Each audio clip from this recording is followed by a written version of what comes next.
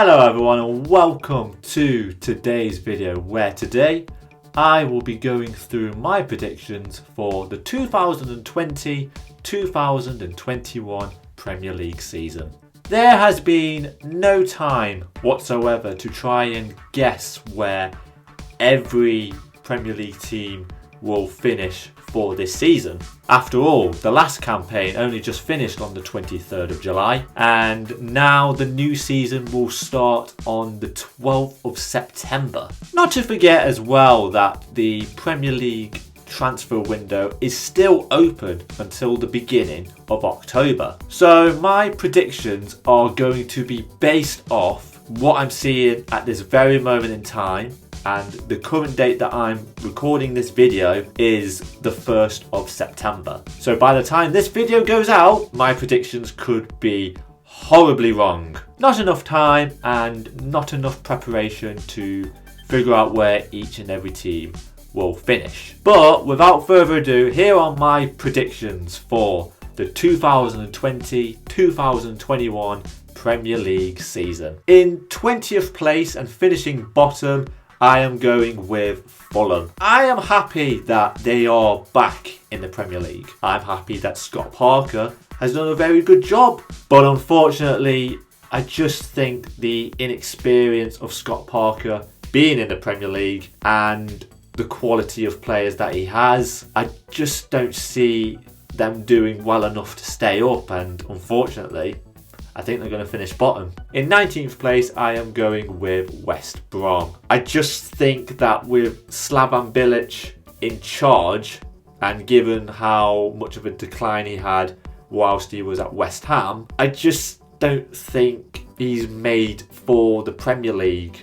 I could be wrong, and given that he got West Brom promoted last season, who knows? And the last team who I think are going to get relegated are West Ham United. After my abysmal prediction where I thought they would finish 10th and they finished 16th and have been around the relegation zone for many seasons now, and you think they're gonna improve but they somehow don't. I think this is their final Premier League season in which they'll stay in and they're just gonna get relegated. End of. Yeah. Narrowly avoiding relegation and finishing in 17th, I think that it will be Brighton. Now, they had a weird season. They got a new manager in. He still managed to avoid relegation. Debatable on whether they are actually better than what they were a few seasons ago. But yeah, I just don't see them doing much, and I think they'll just narrowly avoid relegation. 16th place, I am going with Crystal Palace. I just don't see them doing too much, and I think the other teams that I've gone for, which are a bit higher, will do a lot better than Crystal Palace. They may keep a load of clean sheets, but will they score the goals that they are desperately needing? Who knows? In 15th place, I have gone for Aston Villa. Aston Villa narrowly avoided relegation, but they had a lot of injuries, as well as a heavy reliance on Jack Grealish. I could see them getting a bit higher than where they finished last season, just as long as they managed to keep their best players on the pitch. 14th place, I have gone for Newcastle United. I just think that as long as they actually score goals and win a couple of games, then yeah, I could see them finishing 14th. In 13th place, I have gone for Burnley. Now, unless Burnley have a season like they did last season in which they managed to get top 10, I could be horribly wrong in saying that they'll finish 13th. But I don't know, it's the same as Newcastle. If they score goals, they'll get higher up in the league. But I could just see them having a decent season like they always do. In 12th place, I have gone for Leeds United. Now, before any Leeds fans have a go at me and be saying stuff like, "Oh my god, Dan, you're supposed to put them in the top 4 because that's where we belong." Hold up, just avoid relegation, okay? Narrowly missing out on the top 10 and finishing in 11th, I have gone with Sheffield United. I feel like a lot of teams might have figured out what Sheffield United are all about. Like when they first came into the Premier League, no one could defend against them. They didn't know how to break them down. So they turned out to be really good. But I just think a lot of teams will have sussed them out. Plus, they don't have Dean Henderson anymore because he was on loan at Sheffield United and now back at Manchester United. So they've signed a new goalkeeper from Bournemouth. But is he going to do as well as what Dean Henderson was doing for Sheffield United last season? Only time will tell. In 10th place, I have gone for Southampton. They had a very bad start to the season last season, and it pretty much summed it all up when they lost 9-0 to Leicester. And after that result, they got a lot better. I feel that if they don't have that slow start and pick up a few results, I could see Southampton getting into a top 10 place. Plus as well, if Danny Ings scores 20 goals again, like he did last season, yeah, that will push them even further and more reason to be in the top 10. 9th place, I have gone for Everton. They are now making transfers happen, and it is the players that Ancelotti wants, but there are still some players who are just still so bad. They still need to make some more transfers, but yeah, I could see them finishing 9th.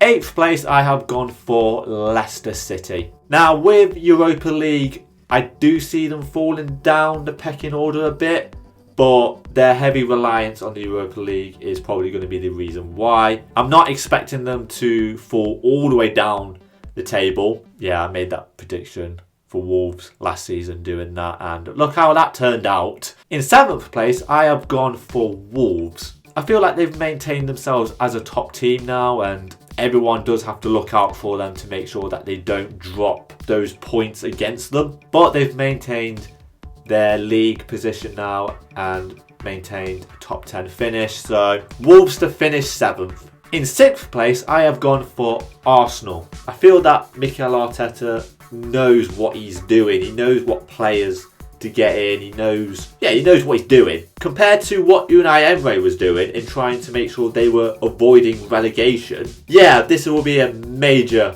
improvement for Arsenal. Narrowly avoiding the Champions League, I have gone for Tottenham to finish 5th. I've said this before, with Jose Mourinho in charge of the club, I don't see them necessarily improving. They'll still compete for the Champions League spot, but I just don't think that they will get there. But again, you know Jose Mourinho is going to do all he can to make sure he doesn't lose the big games. So that's why I put them in 5th, because of the Jose Mourinho antics. In 4th place, I have gone for Manchester United. After their season where they got 3rd and brought in some decent players who fit the squad quite well, yeah, Man United look like a force to be reckoned with now that they've got all these players, lots of creativity in midfield, their defence is solid, and as well they've got 2 world-class goalkeepers to choose from. With all of that at their disposal, I could see them getting into the Champions League spot and finishing 4th. In 3rd place, I have gone for Chelsea. Since Chelsea had that transfer ban, they have been making up for lost time and buying really, really quality players. I'll admit, defence still looks a bit fragile, and because of their quality up front, they're going to be scoring a lot more goals, and I think they'll finish 3rd, but their defence might still let them down. In 2nd place, I have gone for Liverpool. Now, I'm not saying that they're not going to be competing for the Premier League since they won it last season. I think they'll still try and get as many trophies as they can and win as many games as possible.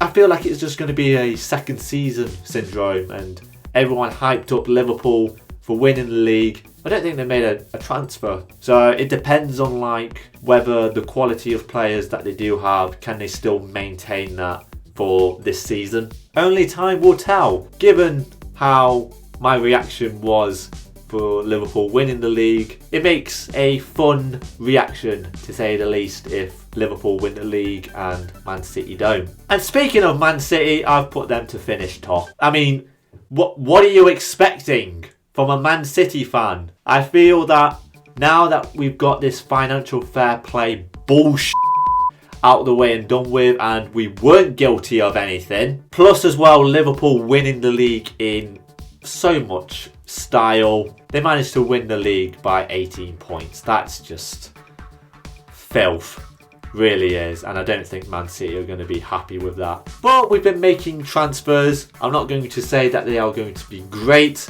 I am going to stay humble and say that they will do okay for the club, and yeah, see if we win the league. But there you go. That is my predictions for the 2020-2021 Premier League season. There may be some predictions which I'm going to get horribly wrong, but there might be some where I'm fairly close. But I'm hoping that the transfer window, with it still being open, doesn't make too much of a difference, but only time will tell. I hope you have enjoyed. Let me know what predictions you agree with me or disagree with me. Be sure to like the video, subscribe to the channel if you are new, and I'll see you soon with another video. Peace!